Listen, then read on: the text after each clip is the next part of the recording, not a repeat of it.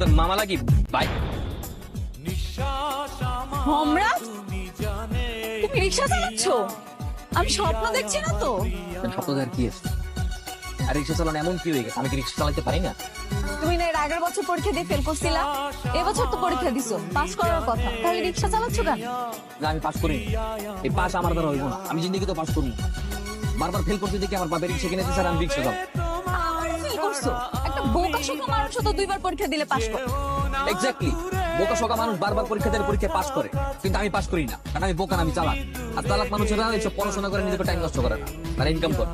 তোমাদের বাসায় যাবো, বাসায় নিয়ে চল চল। আমার রিক্সা যাওয়া যাবে না, অন্য রিক্সা যাও। রিক্সা নিবে না কেন? আমি তো টাকা দেব। টাকা দেওয়ার যাই করো, কোনো কিছুতে কাজ হবে না।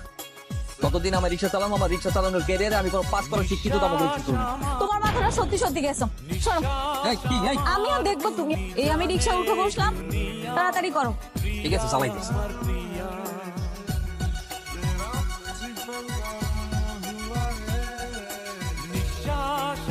তুমি কি গান গাইতে পারো?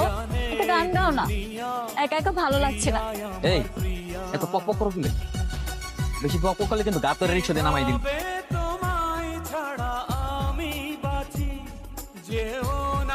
এই কি ব্যাপার, কই যাও? ভাড়া দিয়ে যাবে না? ভাড়া? ভাড়া তো আমি দিচ্ছি না, কে দিবে আমি জানি না। I am sorry. ভাড়া না দিয়ে যাইতে দিব না, কিন্তু এনে আটকে রাখুন, কিন্তু আজকে বিশাল একটা কাহিনী হয়ে যাবে, কিন্তু কয়ে দিলাম। কি হয়েছে? আমার ভাড়া দেন, আমি যাই, আমার বহুত কাম আছে। তুই এখানে কি করিস? আমি এনে কোথায় এনে আপনার মেহমান লয়ে এসেছি, কামে এসেছি, আমার ভাড়াটা দিয়ে তাড়াতাড়ি বিদায় করেন, আমার বহুত কাম আছে। তোর ভাড়া কত? 150 টাকা। এই স্টেশনের পেছন থেকে 150 টাকা ভাড়া হয়? হয়, আমার রিক্সায় হয়। জিগাই ওটা নেই, ওটার সময় আপনি আমার তাড়াতাড়ি ভাড়াতে বিদায় করেন, নইলে কিন্তু আপনার বাসায় গিয়ে ধর্মঘট করব।